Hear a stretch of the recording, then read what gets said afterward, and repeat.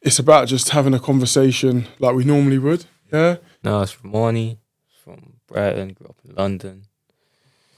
Then that, obviously, been involved in youth services, whatnot. Yeah. For like doing what? So obviously I know a little bit, but I got caught with my knife at school and that. Like, one of them situations where it's mad avoidable. Like, if you're gonna lie, it was one of them situations where just bad on me. It's like what? Like it could have been avoided. So what? 100%. Why? Why? I don't know. Why? I don't know. Talk me through like what happened. So I've had one of my brethren died a couple months before this happened. Died back in 21. What, here or? Down in London. Okay. Died. So obviously, them times there I was just a bit angry at everything. So when I was angry, I only knew obviously I want revenge. So I've tried to take out revenge on others. What? Just rant? Just. You get me? Obviously, people down here who I knew, I was angry in it. So if you done something to me, I was angry now. Like I want to do something to you. So it was a thing where I had it on me just obviously for protection for one. I was angry. I didn't want people around me. And one of my ex-girlfriends, she must have said something about my friend on TikTok or something. And obviously it made me angry. I found out while I was in school. So what's that like? Trigger all of that emotion and Triggered stuff. it because I was like these ones. I was trying to work on it, trying to be better, and that just brought it all back up. So you must have, let's say, confronted her about it. Because you went into a classroom, like, what are you doing that for? Like, you didn't know my brethren. This had nothing to do with you. And got sent home now. Obviously, me and my friends, we had to go out after school anyway. So I've come back to school now with it on me. Obviously, school's called the police and that. Just grabbed me after school, caught me, searched me, found my knife on me. So all right. So with all of this, everything what's happened, yeah. So did you? So even like so, the police have arrested you, and I don't know, you've been charged or whatever's happened.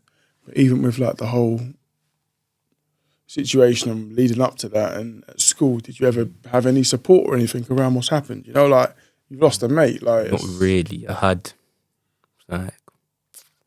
had a couple of teachers ask me how I am, but it was never like actual support.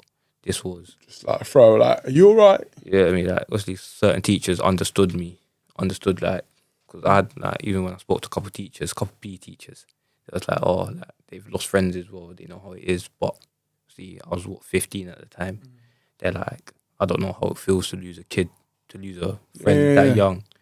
And like, I mean, and also, if you've not really had the opportunity to, like, mourn or to deal with that, and you don't know how to, all you're doing is, like, harbouring anger. I'm holding anger in. I'm not talking to no one. Yeah. Yeah, cool. A couple of my brethren knew, but obviously all my friends from London who knew him, I couldn't talk to them because they knew him. Like, they're going through the same thing I was. Yeah. So I just held that in. Obviously, I'm not going to tell my friends in Brighton because that's just putting things onto them. I just held it in me, and then held it in, let my emotions just boil up inside, and I was just angry. I was angry for a good while. I couldn't even tell you how long. But so I think he died. Yes, he died in June. He died June 11th. So from then on, I was just angry.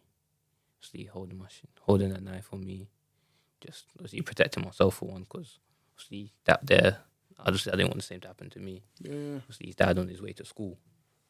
So me going to school now, I'm like, cool, same could happen to me.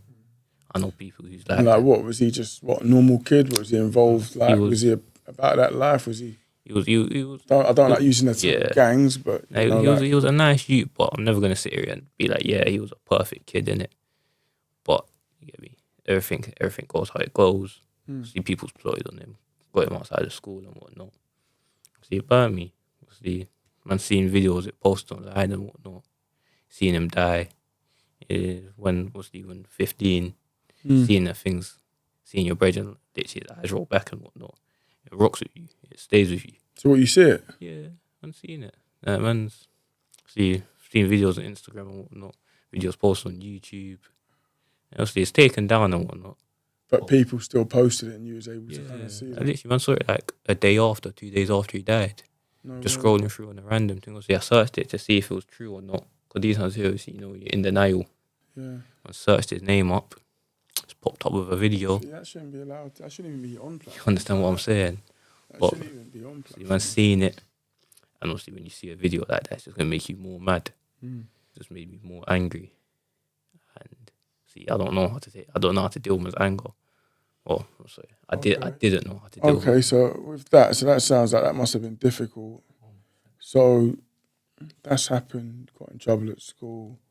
Cool. They've called the police for possession of a knife. You've got what happened? You get charged or referred to the? I got charged. I got charged for possession of Blade's article.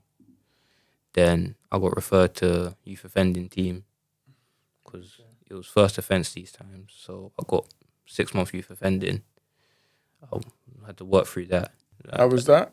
That was actually pretty alright. Like the guy I was working with, he was understanding. Like he was. I wouldn't say he was understanding. Let's say he was just supportive. But that's Yeah. That's what you need, isn't it? You know what I'm get through saying? it. So he would just keep me out of trouble. I was doing meetings, I was having meetings with him. It started off weekly, and because he could see I was doing all right, it started going bi-weekly. And I just feel like from doing a bit of work in the education system and like the lack of like alternative provision out there, I feel like it's pretty stretched because obviously you got teachers out there who probably sign up wanting to do their best, but sometimes your best isn't good enough and it's not their fault. Generally that like everything's evolved. Yeah, like look at mobile phones. Education hasn't. No, it's stayed the same really. It's like the same curriculums. Yeah, and even those days of like talking down to someone and shouting at them, it's going to take the piss off. Like, people don't respect you. If you come at me shouting, I'm not going to respect you. Because how am I going to respect you if you just come at me shouting? But then if I do the same, I'm getting in trouble. Yeah, because it's like, well, I'm the teacher. You're the pupil. You need to listen because I'm here to teach you. Yeah, it's like, okay, cool. But you ain't going to teach me nothing. You're just sitting there shouting at me. I'm not going to listen to you. I'm not going to listen to you. I'm just going to go do something else. And then, okay, you've got the attention. You just don't go. And then you get excluded. I'm in isolation. Cool. I don't go to isolation. I'm excluded. Yeah, then when you're excluded, but then what happens when you're excluded? I'm out on the strip doing whatever. They don't know. I could just be out on the road getting into trouble, and then obviously the more trouble you get into, the longer you're excluded. The longer you're excluded, the more trouble you're in. So what do you reckon? Like you just said that you're out on the road. So obviously I see it. I work with a lot of young people who are in these crews getting excluded and stuff who are out on the road. So what like, and I think they're at risk of getting involved in all kinds of stuff, if I'm being honest. Especially with younger people, let's say, it's a lot more likely because when I'm younger, you want to do things, you want to try, you want to fit in with others, you want to impress other people and whatnot. And it's low-key, it's the norm nowadays, isn't it? For you to jump on the road and try to be bad and whatnot. But it's not always the life you want. Like, do you think that, like, say you got a young person at school who's struggling, and then, like, I don't know, when they get thrown out of school, whatever, and then start doing a road thing, and they get a bit of street cred on road, they feel like they have a I'm purpose. the man now. I'm the man. If you get a little bit of street cred, I'm the man. Like, you can't chat to me. I'm the man now. I'm respected by these man. I'm the man. But it's not always like that. There's always someone bigger than you. So, you need to learn that. A lot of people don't know them things. Like, there's always someone who's above you. There's always someone who's bigger than you, badder than you. Like, yeah, cool, you might be the baddest on your block, but there's other man who's better. You get what I'm saying? Like, cool, you don't know what you're on, but there's always something above you. So what do you think like would help? A lot of things that would help would obviously, don't get me wrong, sometimes exclusions are necessary, but rather than exclusions, do alternate learning things and stuff. Like what? So, like, okay, you go off site and You get what I'm saying? learn 2 days a week there. Yeah, like, And don't get me wrong. When I got excluded from school and stuff for getting arrested and stuff, they didn't permanently exclude me. They excluded me for the rest of the year, but they sent me to alternate provision, which was at the time was one church for me. how was that? The smaller classes, but when you go to certain things like that, you'll meet other kids who are in the same things as you, get excluded from school and get sent there. So I've gone there now, and teachers, mostly because they're smaller classes and the kids they had to deal with sometimes, it was a lot stricter than school. It was a thing where you have to be there anyways. Like, there's no you going home quickly. If you're messing about, we're just gonna sit there and not do no work. Okay. It doesn't work all the time, but it gets you off. It gets you out of just doing nothing or being outside, let's say. So, see, a lot of people, there's a few people I know who went there. Do you think it helped you? It's difficult to say if it helped me or not because obviously, I don't know what it would have been if I didn't go there. But what it was. Like in terms of like, if what were they working on, like your maths and English and stuff? Maths and English, that's the two subjects I was doing. There was one teacher for maths and one teacher for English. I think there was like 4 or 5 people in my class. You split them into 2 groups. One does maths, one does English. Then you switch. It worked pretty well because obviously a lot smaller groups. You're able to teach the kids one-to-one. Work with one kid, they understand it. Go to the next kid. Yeah, so there was more kind of understand. So more support in place. Yeah. So what do you think? More programs like that? Yeah, definitely help. More programs like that. But obviously, with programs like that, you need to find the right people to teach in them places who can deal with kids who have been in them situations. Not saying all kids like that are bad because these situations happen, but you need to find people who can look past that from people. Like, just kind of relate and give them that opportunity. Not even relate, but cool. All right, you're here, whatever. I don't care. It's just like another chance. So cool, you're here now. Not you're a naughty kid. Yeah, you're here for a reason and whatnot. Trying to make them feel bad about what they've done. I mean, I've like, I used to do some stuff at the Annex. Me and one of my colleagues, and we used to have like maybe 10 to 12 young people who were like all refusers of going to school, and they'd always come and work. And we'd have head teachers coming and like, how have you got all of them working?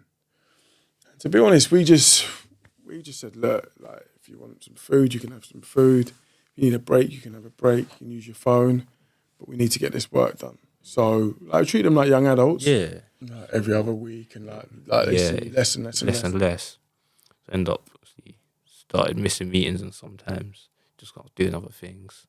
I had no reason to miss him really, but he just couldn't be asked sometimes. But he understood that, and I still went to meet him a couple of times. I was doing what's it called, like the community service type thing. Oh, okay, like reparation. Yeah, that one. I was doing them. I was working in Preston Manor, doing the garden in Preston Manor. How was that? Do you know what? It was actually quite funny. I was there listening to music and just doing it. It wasn't even that bad. Obviously, it's a bit annoying doing things without getting paid, but I mean, you got to do what you got to do, innit?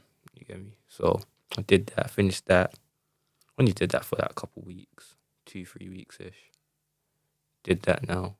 But overall, with all of that like, you know, being part of the youth offending service and having to do reparation and that kind of stuff, did that kind of help? Did you have did you carry it after that, or did you think, you know what, I've been involved with the police this is long? It was. I was still angry these times, but I was getting help from other places these times because of my family saw it and they was like, nah, they don't want me on charges again because of what's happened with my friend. Because they could tell I was angry, but these times here, I was denying everything. I didn't want nothing. I didn't want no help because it's like, nah, it's my problem. I deal with it on my own. Yeah, I mean, if you're getting help, you're weak, innit? If you need help, it's like, I don't want that. Yeah. People, and then obviously my gran, she done a lot for me, so she signed me up for therapy and whatnot. Oh, nice. To try to help me talk through what's happened with my friend and stuff. It helped a lot, you know.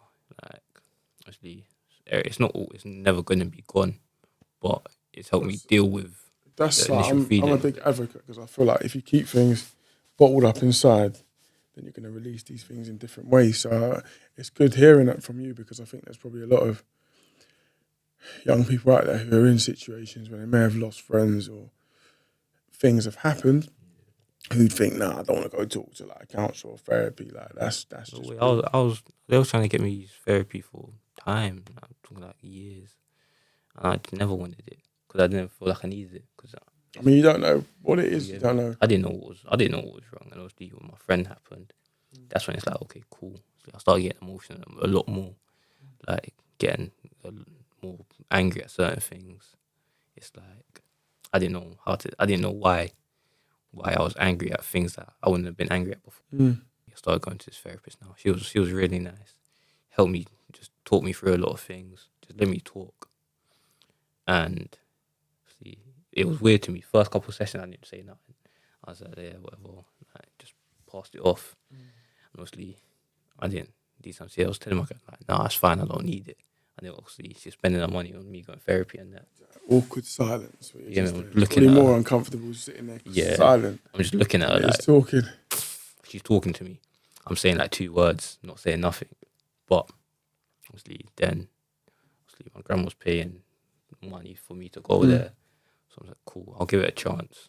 I'll see if it does do anything. Don't get me wrong, I didn't like it because it just made me feel this. I didn't like how it felt. But after a while, I was like, cool. She's actually trying to help me. The therapist. She was very nice.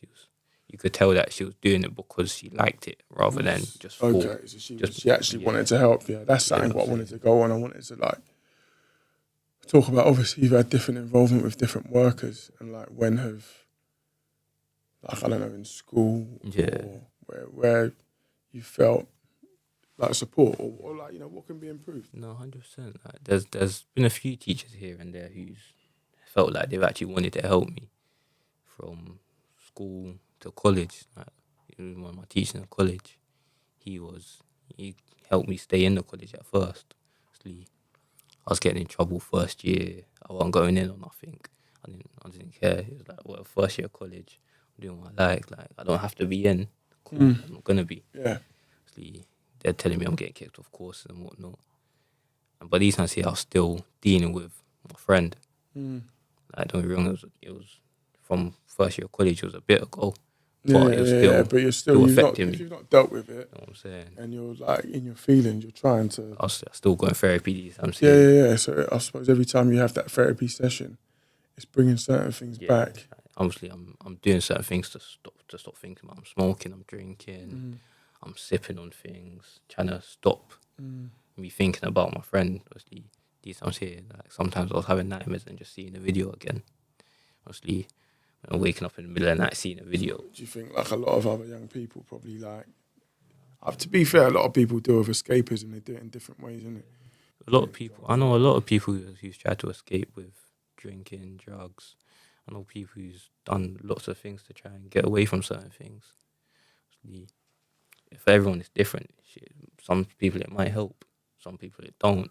Some people try to just keep it going. They just keep on going. What do you think? I think, from my experience, I feel it's important to talk.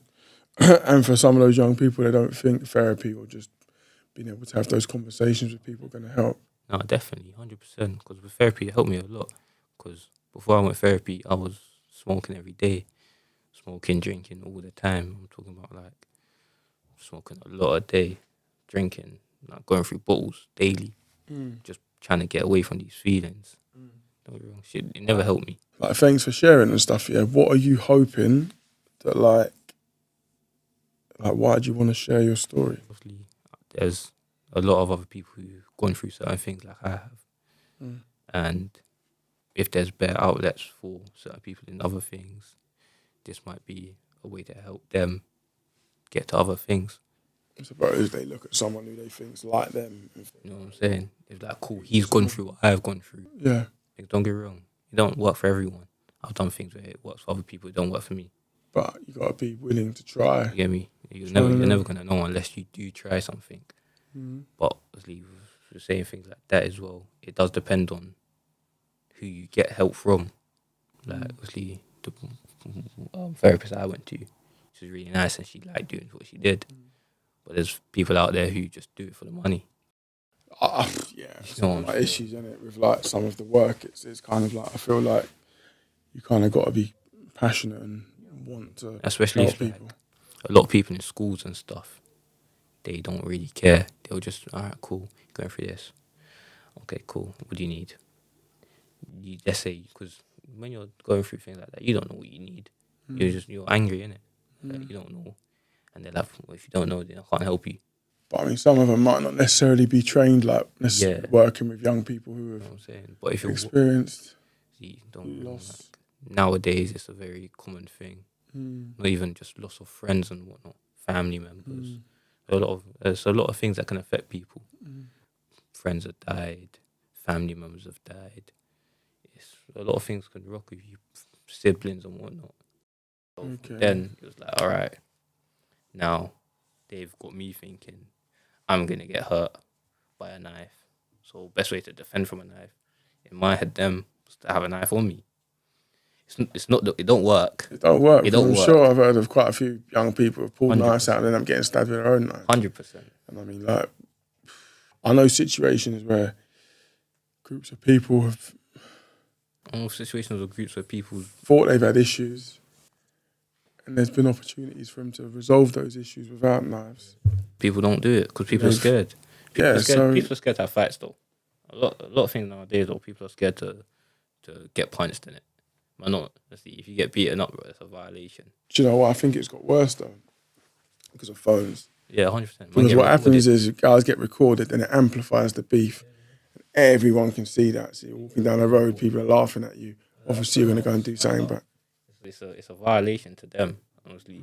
If you get violated, especially if it's online, better people have seen it, better people are like, oh, he's not on nothing, So then you're going to want to go and he wants to do something back, and obviously the only thing you can do is go up. Yeah, cool, if you beat my man up. Yeah, cool. But he's already smashed you up though. So next thing you could jump up to, chef him. Don't get me wrong, it's not the best, it's not a thing to do. But it's I how don't even people, think how people work. realise the impact. Like, if that happens, like, if you're the victim or the aggressor, there's that risk of kind of like PTSD, like where you're, you know what I mean, thinking about things what have happened, and like, look what you've experienced just from that happening to a friend. Imagine if that's happened and you're laying there in a hospital bed, like thinking, I was looking about like, raw. this is over what? Because he looked at me funny, like at McDonald's or something. Like, really? Man knows better, man, who's been in beef over nothing. I'm talking about, Half of them don't even know what they're beefing over. but man, beefing because of your friend. Your friend's not even in beef with this guy no more. Like now it's your beef. Your friend don't care. So when was like that light bulb moment when you were like, you know what, this is dead? That When adult. moment, really and truly. See, I'm starting to get older now. I was like, all right. See, I've been arrested now. First things first is my first charge, so I didn't. Then mum was saying, yeah, cool, you're going to jail. But then, obviously, my first charge, so they're like, all right, we're not going to send you to jail. Cool, you're going to get youth offending. So I said, all right, cool. I was there, don't get me wrong. After that, it was here and there. But, see, after, I've got a little sister. And, see, she's growing up now. I was like, all right, cool. Rather than me risking my freedom and risking my life doing some things on the road, doing nothing, I'd rather be able to be there for her when she's older. Okay. You get me? Nice. Rather than me just, what, you remember me from photos and whatnot. yeah, no, You get me? fair That's enough. real, like, see, I know, honestly, as I said, my brethren, he died. See, I've got another story with mum at the funeral and whatnot. She's come over to me and my brethrens from school them times. And literally, she said to us, oh, you're all my sons now. And that's, see, when a man's mum's coming over to you and saying you're all our sons, it's like raw. It's powerful. You get what I'm saying? Like, her sons, not theirs. Yeah. It's one of the things that, obviously, if you get involved in it, you have to understand what happens, innit? Like, it's not a thing where mum want to think about it. Nobody wants to think about their brethren dying or whatnot. Even their brethren get chefed. I know bear man who would go on a mad thing if people got chefed around them. But it's a thing where they need to understand it. Like, a lot of people don't understand what comes with it when you jump on the roads. Like, you're risking your thing, you're risking your life over nothing really. Like, don't get me wrong. Cool, there's money in it. but is there enough money for you to be risking your life over certain things and taking other man's life? I've had another friend die. I've had my other brother die in Brighton as well. He died over, I think someone got 10 grand to kill him. Something stupid like that. The brother ain't getting his money. He's in jail. Man will tell you, yeah, man, promise you certain things, knowing that certain things ain't gonna happen. What, you're in jail, bro? I ain't gonna pay you. What are you gonna do about it? You're younger. You can't do nothing about it.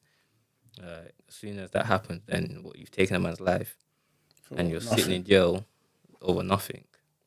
I've had family members go to jail who are my age over, don't get me wrong, over certain beefs where things like that do get serious. Obviously these are family members from London and whatnot sitting in jail, and he's just, you get me, he's waiting on certain things. I've had friends go to jail for trying to make money. Man's jumped off the road thing, like he's not carrying his whatever normal, and then man's tried to do other things now, and he's getting caught up in old charges or whatnot. But that's the thing.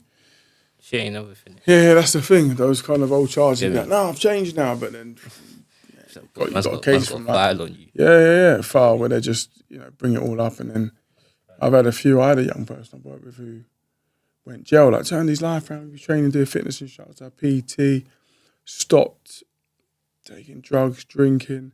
He had a pending case, and then he ended up getting sentenced. Like when he was like, I think it was 6 months into like the college course.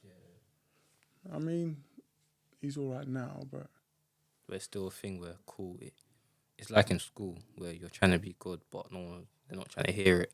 Like, look, man's trying to do good, innit? And man's still treating you how you was before. But that's because, like, imagine if someone's violated you, for example, or taking a piss, or you've got someone who always mucks around. Even if they've changed, say there's a group of people making noise, you're always going to look at that person because he's always been mucking around since year 7. That's what I always tell young people. I'll be like, listen, you put a target on you, innit? Yeah, exactly that. It's like, cool, if you get known to the police, they're going to know you're an adult, like, they're just going to innit? spin the car around and say, oh, hello, mate, yeah, we remember you. How you been? You been good? Yeah, what are you up to? Let me just pat your pockets down quick, see what you got. They'll just do it just because they can. Yeah. All right, cool. Cool, done? Done.